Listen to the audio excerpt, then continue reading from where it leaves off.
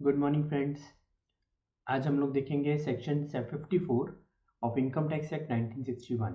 हम लोग पहले सेक्शन 54 एफ भी कर चुके हैं, 54 ईसी भी कर चुके हैं। अब हम कर रहे हैं 54। 54 कहता है capital gain on transfer of certain capital assets not to be charge in case of investment in residential house. Friends although चलो हम आगे जाके इसका रेफरेंस लेते हैं 54 एफ के साथ।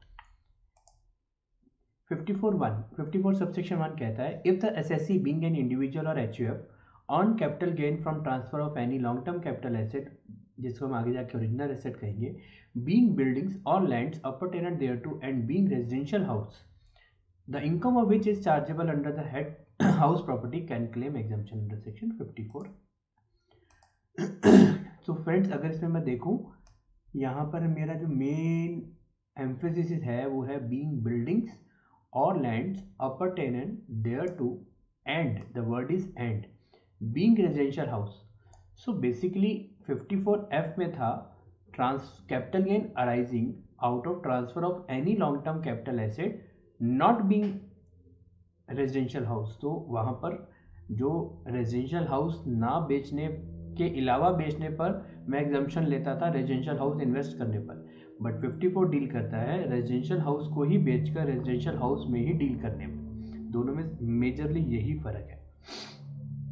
The assessee has purchase residential house, ये कंडीशंस हैं, can claim exemption under section 54 if the assessee has purchase residential house in India before 1 year or 2 years after the date of transfer of original assets or constructed one residential house in India within 3 years. That is same जब हमने 54F में discuss किया था। बस यहाँ पर जो हमारा ट्रांसफ़र है, यहाँ पर मेजरली हमारे दो ही डिफरेंसेस हैं। यहाँ पर रेजिडेंशियल हाउस सेल करने पर मैं कैपिटल गेन सेव कर रहा हूँ, वहाँ पर मैं रेजिडेंशियल हाउस के अलावा जो लॉन्ग टर्म कैपिटल एसेट है उनको सेल करने पे, रेजिडेंशियल हाउस में इन्वेस्ट करने पर कैपिटल गेन सेव कर रहा हूँ। सो बेसिकली दोनों में इन्वेस्टमेंट रेजिडेंशियल हाउस में ही हो रही है, बट कैपिटल गेन जो अराइज हुआ 54 में रेजिडेंशियल हाउस बेचने पर अराइज हुआ, 54F में अदर देन रेजिडेंशियल हाउस बेचने पर, और दोनों में इन्वेस्टमेंट मुझे रेजिडेंशियल हाउस में ही करनी है। सो अगर मैं एक घर और परचेज, जो घर बेचकर उसका कैपिटल गेन सेव करने के लिए एक और घर खरीद लेता हूँ in India before 1 year or 2 year after the date of transfer of original asset और constructed one residential house in India within 3 years,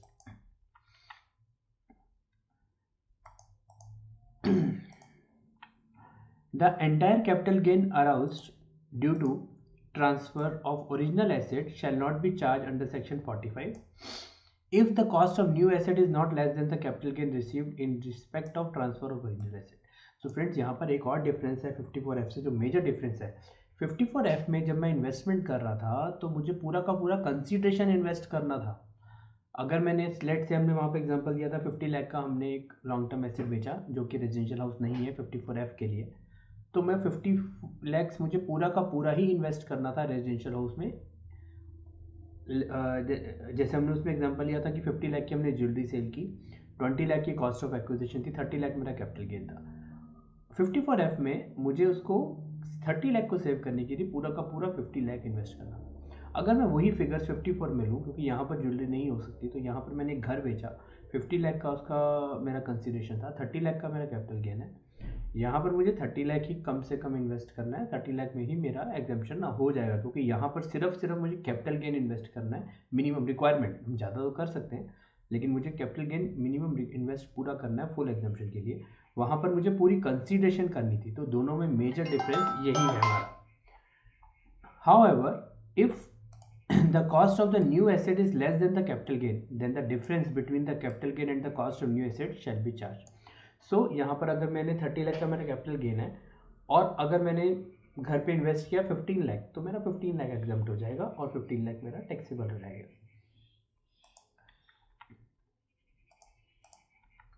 Violation: if the assessee transfers sold the new asset within a period of 3 years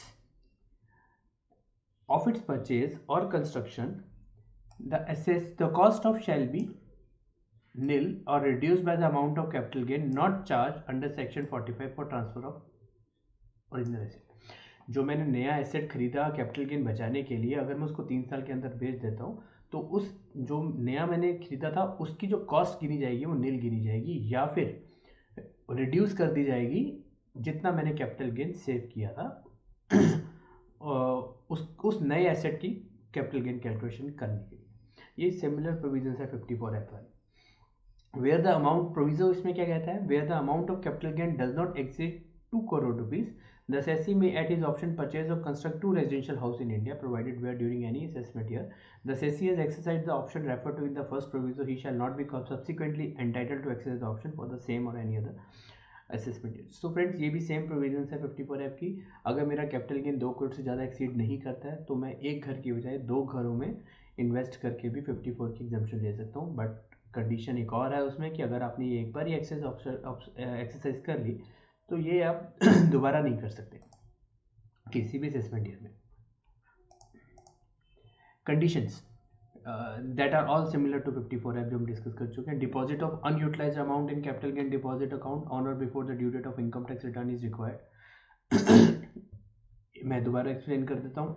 जैसे अगर हमने इसमें कहा है कि हम 2 साल बाद तक एक घर में इन्वेस्ट कर सकते हैं, 3 साल तक घर कंस्ट्रक्ट कर सकते हैं, लेकिन रिटर्न फाइलिंग डेट मेरी पहले आ जाती है, मुझे हर साल ITR फाइल करना होता है। तो जो रिटर्न फाइलिंग की ड्यू डेट है, अगर मैंने वो फंड्स अभी इन्वेस्ट नहीं किए हैं तो मैं उसको उस फंड्स को कैपिटल गेन अकाउंट एक ओपन करूंगा, कैपिटल गेन डिपॉजिट अकाउंट में डिपॉजिट करूंगा on or before the due date of filing of income tax return और before the filing of income tax return, और मैं उसमें एग्जाम्पशन क्लेम कर लूँगा। आने वाले सालों में मैं उस फंड्स को वहाँ से विड्रॉ करके उस पर्पज़ के लिए इन्वेस्ट कर सकता हूँ within the certain time period and for that certain purpose होगी। Non deposit of amount shall lead to deem charge of capital gain. अगर मैं नहीं डिपॉजिट करवाता तो माना जाएगा कि मैं एग्जाम्पशन मेरी नहीं है, मैं इन्वेस्ट नहीं किया, तो मेरे को उससे कैपिटल गेन लग जाएगा। Non utilization of amount withdrawn from capital gain deposit account shall deem to be charge under the head capital gain. अगर मैंने फंड्स को कैपिटल गेन अकाउंट से विड्रॉ किया और मैंने उसको घर पे नहीं लगाया, तब भी ये माना जाएगा जिस साल मैंने विड्रॉ किया था कि मैंने वो जितना मैंने कैपिटल गेन सेव किया था वो मेरा चार्ज हो जाएगा। Friends, if there is any query please आप प्रॉफ्स इंडिया फॉरम सेक्शन पे पोस्ट करिए, we will answer it. Thank you very much.